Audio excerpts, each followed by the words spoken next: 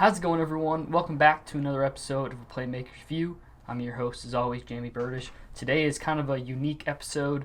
Today I don't have an athlete or a coach joining me, but I have a game operations manager. His name is Jeff Franta. We're going to get into a little bit about his career, and I wanted to share his story with you guys because there's a lot more that goes into what you see on TV, and if you go to a game, whether that be in high school, college, at the professional level, there's a lot that goes into it. And Jeff Frenta is the man behind all that stuff at Wash U. But I'm going to let him explain that a little bit more, and we're going to kind of learn about all that good stuff. So I really hope you guys get a good grasp of the behind-the-scenes aspect of sports, and I hope you can enjoy this one and his story. So without further ado, here we go. All right, guys. So to start things off today, I want to allow Jeff to explain what he does, what his job entails, and all that good stuff. So first off, thanks, Jeff, for joining the show. And can you just give us a brief overview of who you are and what you do? Yeah, absolutely. Thank you for inviting me on. I've never done a podcast before, so we're making history. Yeah, so my job here at WashU is the manager of game operations and events. So really kind of what that entails is just managing all the logistics that goes along with game day. From coordinating visiting team official arrivals, making sure all the parking is squared away, the game operations itself, making sure our facility is set up and ready to go, all of our video boards and sound and lights and everything's just set up.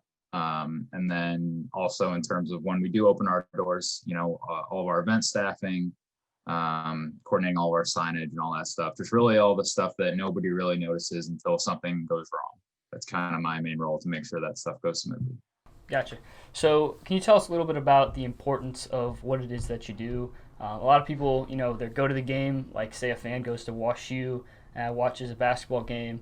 Explain to us, what it is that your job helps out with those things that the fans may not see, like the behind the scenes stuff. But what does your job help show for the fans? Yeah, I mean, I think, a lot of people, even family and friends, when I say I work in college athletics, they essentially think I'm a broadcaster or a coach. So really operations, kind of like I said, it's just all those behind the scenes logistics and planning and preparation to make sure that the event goes smoothly. And really my biggest role is to service our student athletes, to make sure that, and our coaches and all of our staff who are involved with our operations, to make sure that they have all the information they need for the game day itself, leading up to the game. I also manage all of our facility scheduling. So just week to week for practices, I'm really just kind of that facilitator who's involved in connecting all the different areas to make sure that everyone has all the information they need, so that they aren't having to deal with, the doors aren't programmed for them to get in, or the lights don't work, or, there's somebody else scheduled in the facility at that time. And then for game day itself, it's also serving the fans, make sure that we have clear messaging that's going out, making sure that our website is up to date with all of our policies and procedures. Coordinating with campus to make sure that if we do have larger events where we need to work with them to get parking in place, that they know, what's happening, the amount of people we're expecting. And then also just signage, putting A-frame signage out, static signs, working with campus to get signs placed throughout, in high traffic areas, so that basically people know what to expect before they get here, because that creates a good game day experience for everyone. And not only does it help them get from their, car into the building and into their seat, but it also makes them much happier when they do get to the front, so that my staff are dealing with people who aren't, as frustrated as maybe they would be if they didn't know where to go. And just really, again, trying to create that student athlete experience. So they're competing in a venue with a crowd that's energized and excited and happy to be there. Yeah.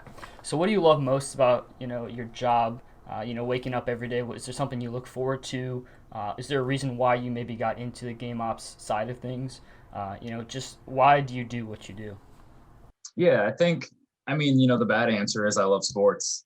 That's what you're not supposed to say when somebody asks you why you want to work in sports. But for me, very honestly, that was why I eventually tried to get into college athletics.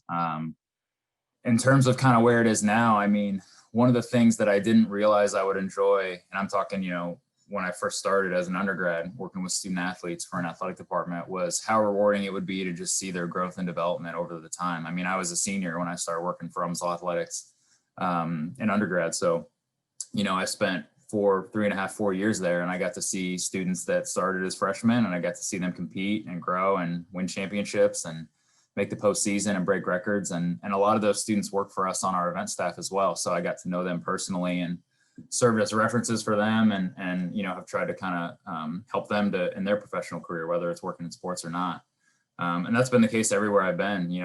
I was at Mizzou for 3 years, and it's a little bit different of a operation just because of the size of it. We didn't have a lot of student athletes working on our event staff, but here at WashU, it's the same thing. I mean, I've been here for a little over a year and gotten to know a lot of our students, and it's exciting to see everything that they're doing. And that's the really unique thing about WashU is these students are so accomplished and driven. And, we've got lots of staffing in place right now, different from how we would normally, just because of everything that's going on with COVID. But so I've got students that are working, 13-hour or staffing, I should say, that's being covered 13 hours a day. And I've had students who are wanting to print their homework, and somebody wanted me to print something yesterday, and it's like quantum physics, and, it's insane. So that's what's really cool here is to see just how focused and driven a lot of these students are, and to just play a small part in that, obviously, and wanting our student athletes specifically, and even our students who are attending games, to just really enjoy their experience here, and seeing that growth and development over time is really rewarding, and still being connected to a lot of those people today and kind of seeing their path has been something that's important to me too. And just being around a college environment, it's energetic, it's exciting. I'm not that old, but it makes you feel young, and that's just a really has been at every place I've been at one of the best parts of going to work every day. So growing up, you may have played sports and stuff like that. Did you see yourself in this sort of position? You talked about loving sports. Have you always wanted to stay and work in a field that revolves around sports, or has there been someone or something that kind of impacted you and pushed you towards this field of work? Yeah, I mean, initially I didn't really know what it was, I wanted to work in college athletics, and it sounded exciting. I figured if I have to have a job, I might as well do something I'm interested in. And I think I fell into an area that suited me. I'm very detail oriented. I'm kind of OCD, I like to plan. And I think that operations really, those are some things that are very important in this field, is being, very proactive and, using critical thinking and creative problem solving to address issues before they really come up. So I think that was just kind of a good fit for me. And that just kind of happened, it's not necessarily something I knew about.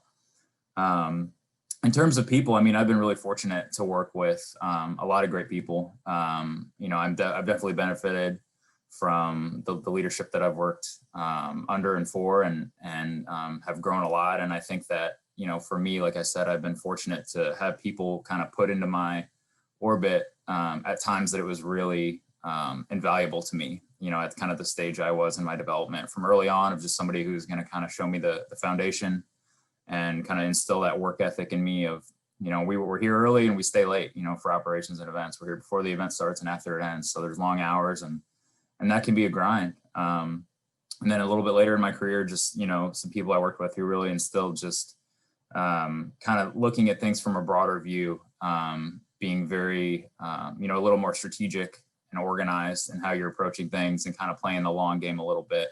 And that's been very helpful to me. And it's, all of my experiences have served me well wherever I've been at. And, each thing, I think, you learn a lot from mistakes as well as successes. So I've been fortunate to have people that I've worked with that have really kind of, helped me to grow professionally and personally.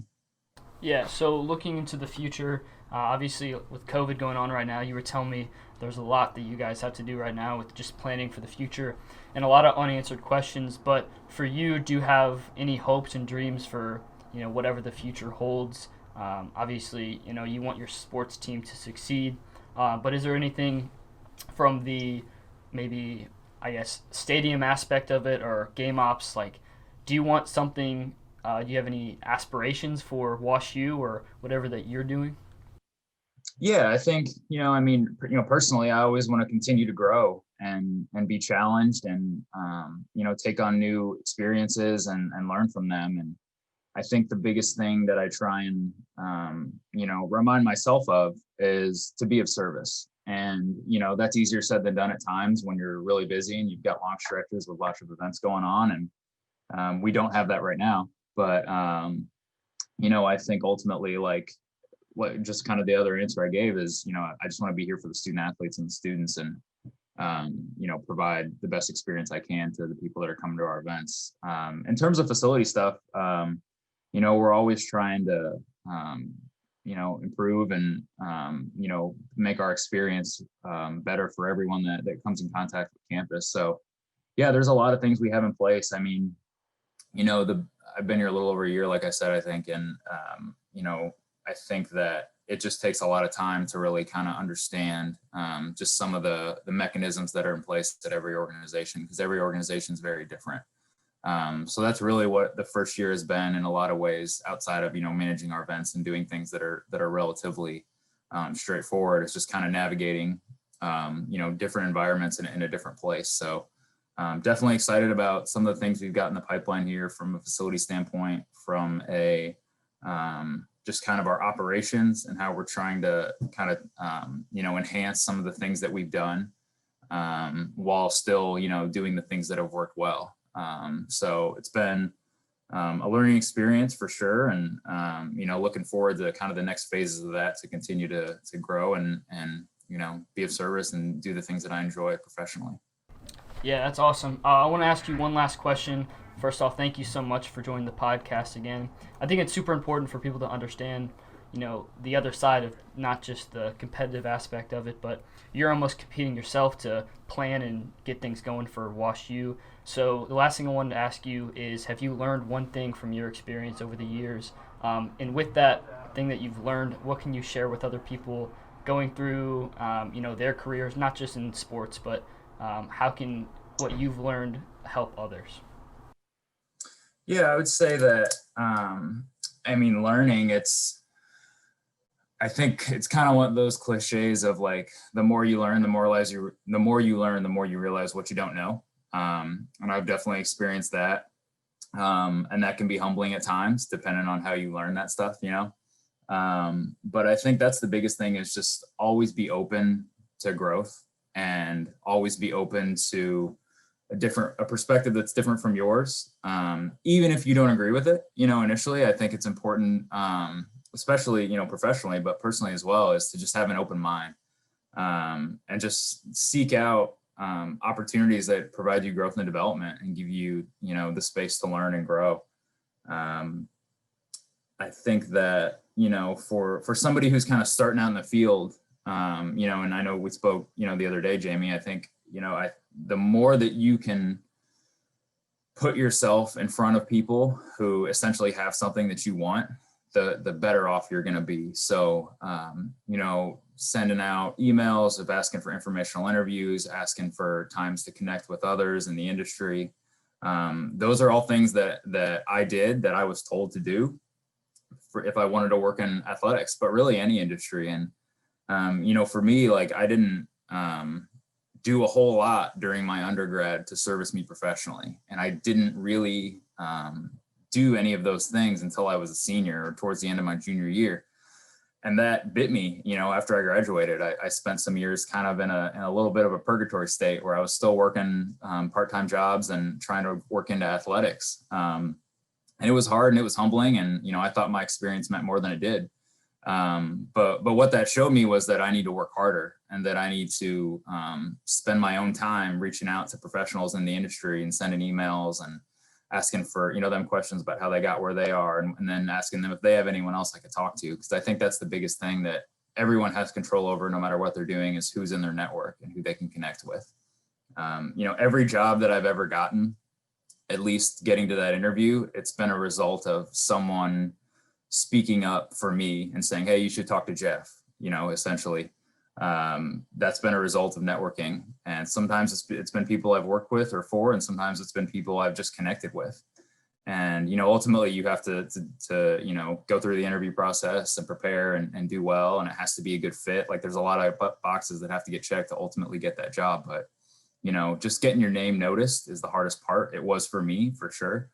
There were interviews that I went on that before I got a full-time role, and like a lot of the feedback, yeah, we went with an internal candidate, or we went with this or whatever, and I would ask like, hey, is there anything I can do better? Is there any way I can improve? And multiple times I was told, no, I think you're a good fit. I think it's just a matter of time, that this person was a fit for this reason, and we just think you're gonna be successful in whatever you do, but it's just not the right fit right now. And that, quite frankly, is not easy to hear when it's the third or fourth time that's happened in 3 or 4 months, which was my experience. But ultimately they're right.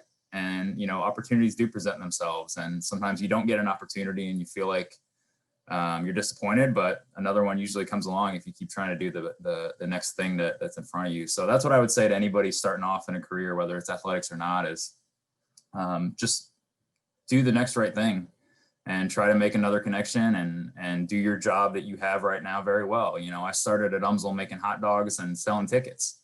That wasn't glamorous. I didn't like doing it, but it got me to where I am now. And I think that we're all a product of our environments.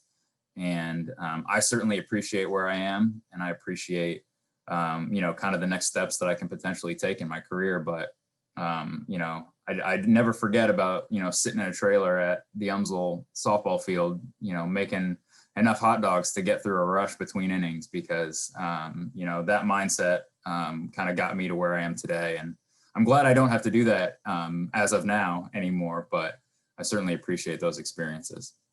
Yeah, that's awesome. That's a cool story too.